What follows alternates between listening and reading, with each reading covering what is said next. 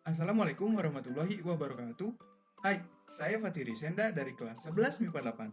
Di video ini, saya akan melakukan praktikum pada teh celup untuk mengetahui peristiwa yang menyebabkan air teh celup dapat berubah warna dan menjawab pertanyaan yang diberikan.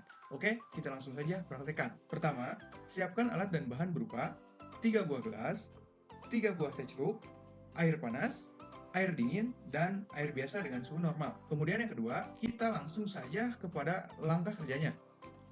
Yang pertama, gelas pertama diisi dengan air panas. Kemudian yang kedua, gelas kedua diisi dengan air yang suhunya normal. Kemudian yang ketiga, gelas yang terakhir diisi dengan air dingin. Kemudian, masukkan teh celup di masing-masing gelas. Nah, setelah itu, kita amati selama 15 menit.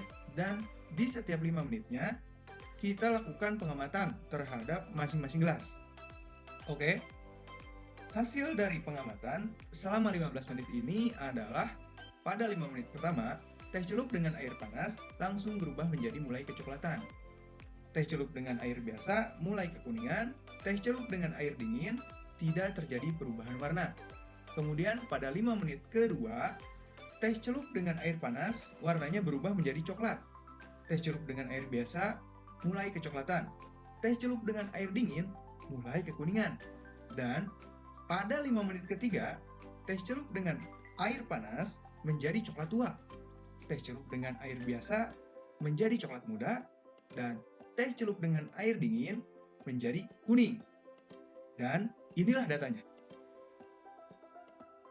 Oke, kita urutkan gelas dari perubahan yang paling cepat sampai ke perubahan yang paling lambat. Yang paling cepat di sini adalah gelas yang diisi oleh air panas. Kemudian, gelas dengan air normal, dan yang paling lambat adalah air dingin. Nah, dari data tersebut, maka sekarang kita dapat menjawab pertanyaan berikut. Yang pertama, berdasarkan hasil percobaan, zat apakah yang mengalami perpindahan? Oke, pada percobaan ini, zat yang berpindah adalah zat terlarut atau zat yang ada dalam pelarut. Dan zat terlarut pada percobaan ini berpindah dari bagian konsentrasi yang lebih tinggi atau pekat ke bagian konsentrasi yang lebih rendah atau encer. Kemudian pertanyaan yang kedua, bagaimana pengaruh suhu terhadap kecepatan perpindahan? Pengaruh suhu terhadap percobaan yang dilakukan pada teh celup ini adalah sebagai faktor yang memengaruhi kecepatan pada proses perpindahan zat terlarut dari konsentrasi tinggi ke konsentrasi yang lebih rendah. Mengapa hal ini dapat terjadi? Karena dalam percobaan ini, semakin tinggi suhu, maka perpindahan zat terlarut yang terjadi akan semakin cepat. Begitupun sebaliknya, semakin rendah suhu, maka perpindahan zat terlarut yang terjadi akan semakin lambat. Pertanyaan yang ketiga, mengapa di suhu tersebut kecepatan perpindahan sangat cepat? Dengan tingginya suhu air, maka energi kinetik yang dimiliki molekul suatu zat menjadi lebih tinggi, sehingga pergerakan molekul zat yang dimiliki molekul suatu zat menjadi lebih tinggi juga, sehingga pergerakan molekul zat menjadi lebih cepat. Pertanyaan yang keempat, apakah setiap pengamatan 5 menit ke-1, ke-2, dan ke-3 kecepatan perpindahan selalu konstan? Dari pengamatan tadi, di 5 menit pertama, pada air panas langsung mengalami perubahan menjadi agak kecoklatan. Kemudian pada air biasa ini hanya sedikit perubahan warnanya menjadi agak kekuningan. Dan pada air dingin ini belum terjadi perubahan. Karena masing-masing air ini memiliki suhu yang berbeda dan diamati selama beberapa menit, maka suhu air panas setelah beberapa menit kemudian ini akan menjadi mendekati ke suhu normal. Dan suhu air dingin juga setelah beberapa menit kemudian ini akan mendekati ke suhu normal. Nah, karena adanya perbedaan suhu di setiap menitnya dan percobaan ini juga melibatkan suhu sebagai faktor yang memengaruhi kecepatan perpindahan zat terlarut, maka kecepatan perpindahan dalam setiap 5 menitnya ini akan terjadi perubahan kecepatan dan juga kecepatan perpindahannya tidak konstan karena terjadinya perubahan suhu di setiap menitnya dan adanya gradien konsentrasi. Pertanyaan yang kelima, mengapa setelah 15 menit tidak terjadi lagi perpindahan? Karena proses perpindahan ini terjadi karena adanya perbedaan konsentrasi pada zat. Zat yang memiliki konsentrasi yang lebih tinggi atau pekat akan berpindah ke konsentrasi yang lebih rendah hingga mencapai titik keseimbangan. Nah, karena setelah 15 menit ini, zat tersebut sudah ada pada titik setimbang atau sudah sama konsentrasinya,